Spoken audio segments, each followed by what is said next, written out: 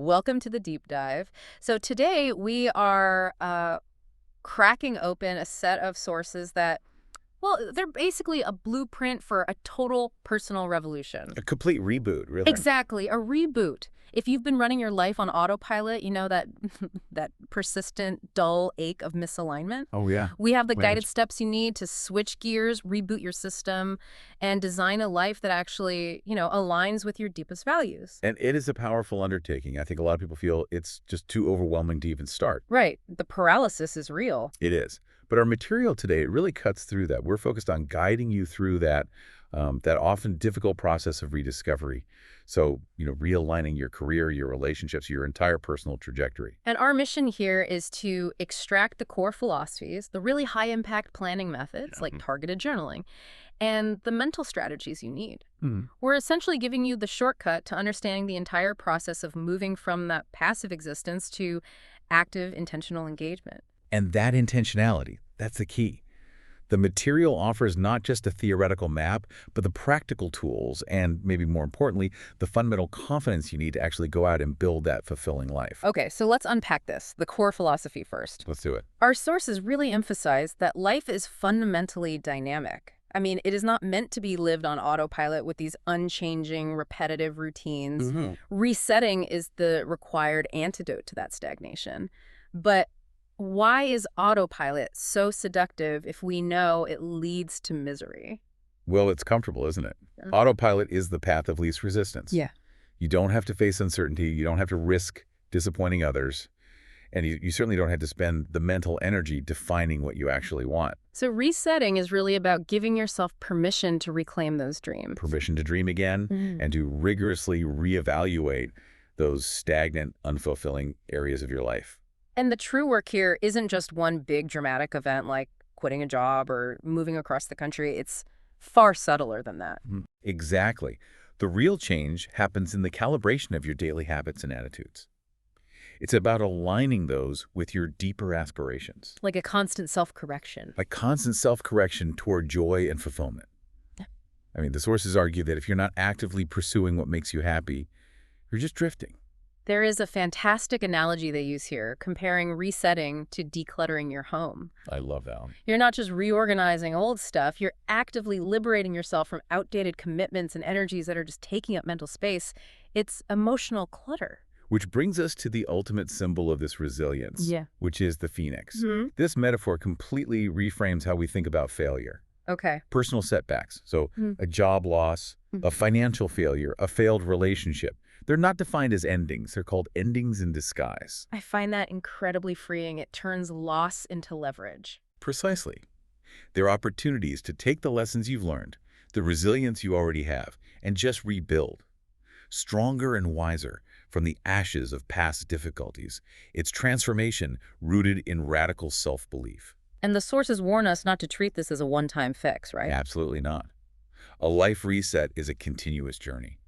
It requires courage to move intentionally away from what's familiar and comfortable towards something. Yeah. Well, something potentially extraordinary, even if the destination is still hazy. Viewing it as a continuous progression means you celebrate every small step. Yes.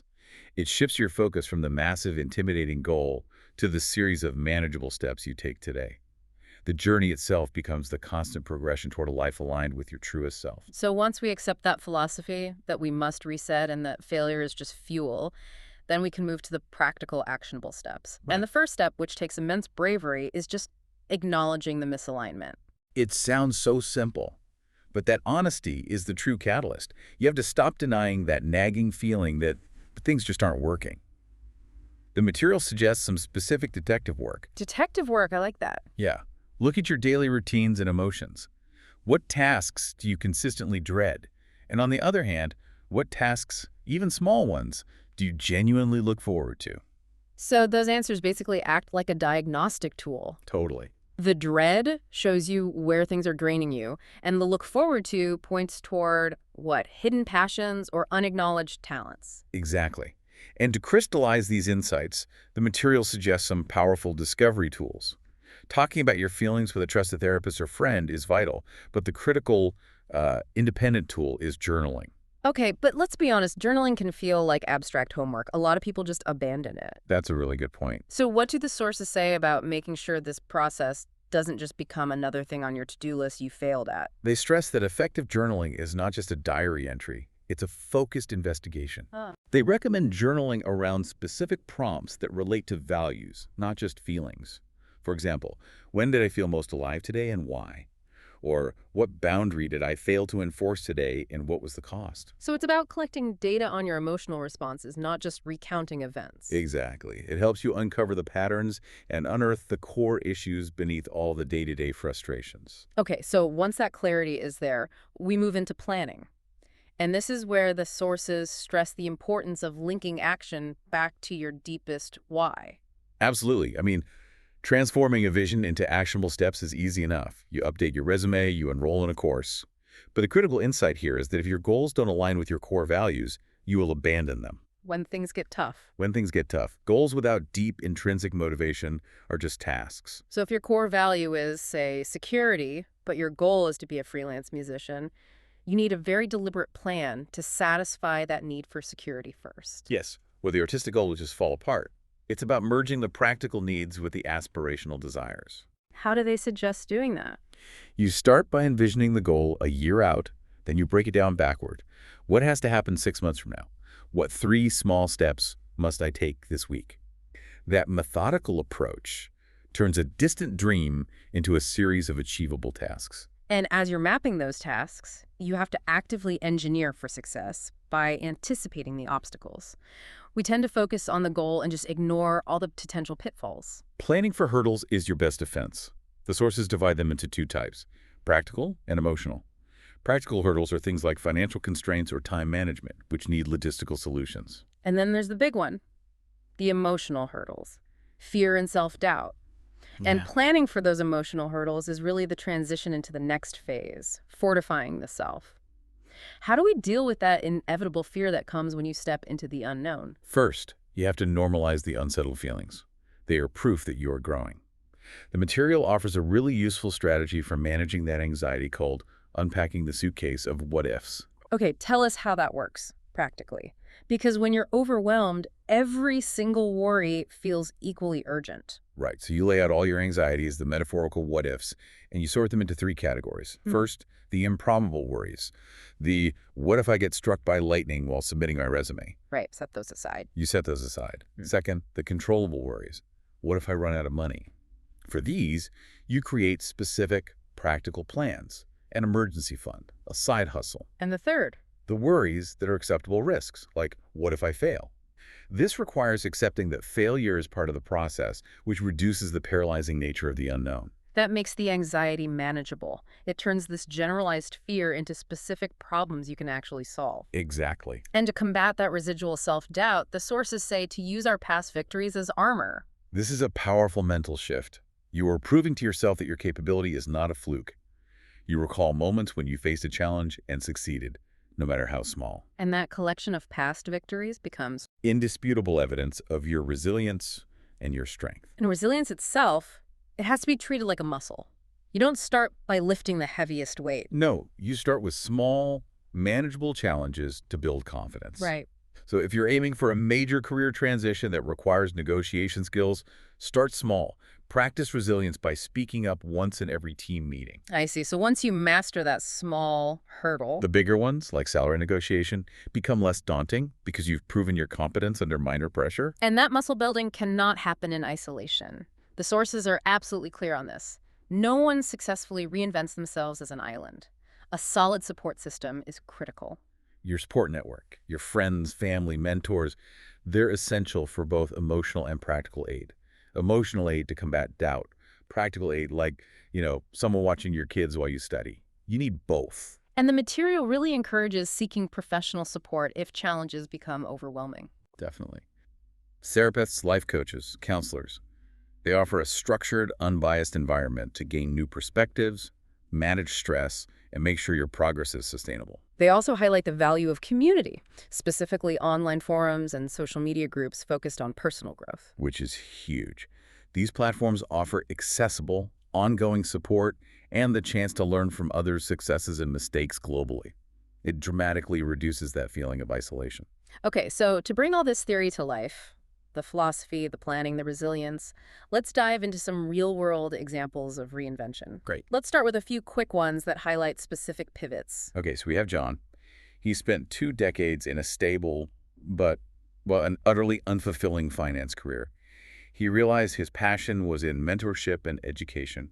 And what did he do? He uses evenings and weekends to earn his teaching certification and transition to become a high school math teacher.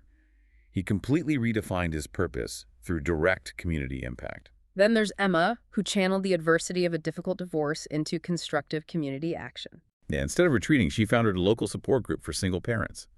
She found purpose not just in her own healing, but in advocating and building a structure for others facing similar challenges. And what about Mark? Mark faced a severe health challenge that made his physically demanding construction job impossible. He used the discovery tools we talked about, taught himself web development, and got a flexible remote job. So his physical challenge became the catalyst for a more purposeful and adaptable career. Exactly. But the most detailed journey in our material belongs to Emily Johnson, described as the phoenix within. Emily, 38, faced a devastating double blow, divorce and job loss within months. Yeah, that led to a period of complete despair. Her life just ground to a halt. She spent weeks in this state of emotional dormancy, sleeping late, scrolling job listings with no real hope. She felt she had abandoned her authentic self for a perfect life that just crumbled. Her turning point really highlights the power of those small, intentional steps. Her therapist guided her to focus only on micro goals. She forced herself to wake up early, jog around her neighborhood, and make a stop at the local coffee house. And that forced routine, it restored a crucial sense of control and purpose.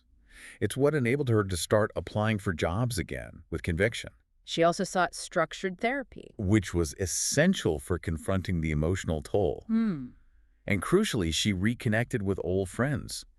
She realized she needed to rebuild her social life based on genuine connection, not just convenience. And this is where her true passion reemerged, right? It is. During one of her jogs, she wandered into a bookshop, got a canvas and some paints, and just began to create. At first, her work was chaotic, reflecting her inner turmoil. But as she healed, her art became more vibrant. It mirrored the resilience she was building. So, realizing she wanted independence, she started freelancing as a graphic designer. Right, translating that new artistic passion into a skill. Her income was modest, but it was hers. So she started dreaming bigger, planning to start her own design business. And this is where the planning and support systems really came into play, because she hit hurdles. Oh yeah, inevitable hurdles. Clients who didn't pay, debts mounting, crippling self-doubt. So she doubled down on her support system. She did. She joined a local entrepreneur group that offered shared experiences and mentoring. It provided both motivation and accountability. She aggressively marketed her services, gained expertise, and eventually paid off her debts, stabilizing her practical life. Her final lesson really encapsulates this entire deep dive. It does. She found happiness not in regaining her old material comforts, but in the strength and self-reliance she had gained by starting over. She realized that rebeating her life was about embracing change and creating a unique trajectory defined by her own resilience. Oh, that whole process just proves that the key to unlocking the future is so often found in the debris of the past. Okay, let's unpack this then. We have covered the critical journey from feeling paralyzed and stuck to finding a clear, flexible path. A path that's underpinned by rigorous self-analysis, actionable planning, and strong community support. The overarching message the sources provide is that personal growth is not a destination. It's a continuous cycle of learning, unlearning, and intentional redesign. So it's about staying curious and open. Yes, and by doing that, you remain committed to a path that is true to who you are, even when that path inevitably shifts.